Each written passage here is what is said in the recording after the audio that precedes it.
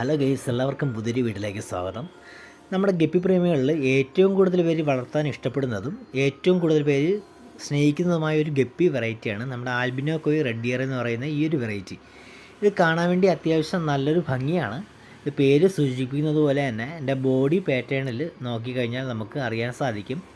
കോയി എന്ന് പറയുമ്പോൾ നമ്മുടെ ബോഡിയിലെ തലഭാഗത്തും ബോഡിയുടെ വാൽഭാഗത്തുമായിട്ട് റെഡ് കളറാണ്. ഈ ഒരു പേർ ഇപ്പം നമുക്ക് നല്ല രീതിയിൽ കുഞ്ഞുങ്ങളെ തന്നിട്ടുണ്ട്. അപ്പോൾ നമുക്ക് ഇന്ന് ഇതിൻ്റെ കുഞ്ഞുങ്ങളെ പിടിച്ച് മാറ്റിയാൽ മാത്രമേ നമുക്ക് നല്ല രീതിയിൽ ഗ്രോത്തിൽ നമുക്ക് കുഞ്ഞുങ്ങളെ വളർത്തിയെടുക്കാൻ സാധിക്കത്തുള്ളൂ. അതിനുവേണ്ടി നമ്മളിപ്പോൾ ചെയ്യുന്നത് മൊയിന നെറ്റ് ഉപയോഗിച്ച് ഈ കുഞ്ഞുങ്ങളെല്ലാം വാരി മാറ്റുകയാണ് കേട്ടോ.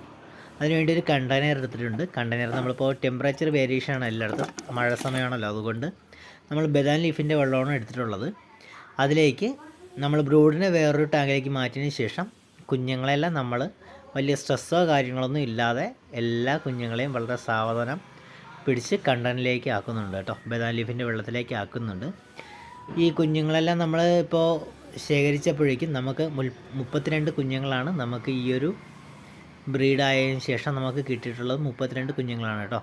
അതിനുശേഷം നമ്മൾ അതിൽ വന്ന വേസ്റ്റെല്ലാം നമ്മളെ 30 ml ഫീഡർ ഉപയോഗിച്ച് മാറ്റുന്നുണ്ട്. ഇത് നമ്മൾ നേരെ പ്ലാന്റിനാണ് കൊടുക്കുന്നത് കേട്ടോ. ഈ വേസ്റ്റൊക്കെ നമ്മൾ പ്ലാന്റിന് കൊടുത്തു കഴിഞ്ഞാൽ ഈ പ്ലാന്റ് വളരാൻ ആവശ്യമായ 7 ഘടകങ്ങൾ ഈ മീൻ വേസ്റ്റിൽ ഉണ്ടെന്നാണ് പറയപ്പെടുന്നത്. അങ്ങനെ നിങ്ങൾ ഇതിൻ്റെ വേസ്റ്റെല്ലാം മാറ്റിയതിന് ശേഷം ബ്രൂഡിനെ നമ്മൾ ഈ ടാങ്കിലേക്ക് തന്നെയാണ് ഇറക്കി വിടുന്നത് കേട്ടോ. കുഞ്ഞുങ്ങളെ നമ്മൾ വേറെ ടാങ്കിലാക്കും, ബ്രൂഡിനെ നമ്മൾ ഈ ഒരു ടാങ്കിലേക്ക് തന്നെയായിരിക്കും ഇറക്കി വിട്ടത്. അതിനുശേഷം എന്തായാലും കുഞ്ഞുങ്ങളെ നമ്മൾ വേറൊരു ടാങ്കിലേക്ക് സെറ്റാക്കണം. അതിനുവേണ്ടി ബദാം ലീഫിൽ ഇറങ്ങിയ ആ ഒരു കണ്ടെയ്നർ നമ്മൾ വേറൊരു കുറച്ച് വെള്ളം, പുതിയ വെള്ളം ആഡ് ചെയ്യുന്നുണ്ട് ആ ഒരു കണ്ടെയ്നറിൽ. അതിനുശേഷം ഈ കുഞ്ഞുങ്ങളെ നമ്മൾ സാവധാനം ഈ വെള്ളത്തിലേക്ക് ഇറക്കി വിടുകയാണ് ചെയ്യുന്നത് കേട്ടോ. അതിന് സ്ട്രെസ്സ് കാര്യങ്ങളൊന്നും വലിയ രീതിയിൽ ഉണ്ടാക്കാതെ സാവധാനം നമ്മൾ ഈ 32 കുഞ്ഞുങ്ങളെയും നമ്മൾ കണ്ടെയ്നറിലേക്ക് ഇറക്കി വിട്ടിട്ടുണ്ട്. അതിനുശേഷം നമുക്ക് ഇപ്പോൾ ചെയ്യേണ്ടതെന്ന് വെച്ചാൽ ഇതിന് ഈ മഴ സമയമാണ്, അപ്പോൾ ഓരോ രോഗങ്ങൾ വരാൻ ചാൻസ് ഉണ്ട്. ഈ ഒരു സമയത്ത് നമ്മൾ ഏത് ഫിഷിനായാലും കുറച്ച് സംരക്ഷിക്കണം. അതിനുവേണ്ടി നമ്മൾ കുറച്ച് ക്രിസ്റ്റൽ പരലുപ്പ് കുറച്ച് ആഡ് ചെയ്യുന്നുണ്ട് കേട്ടോ.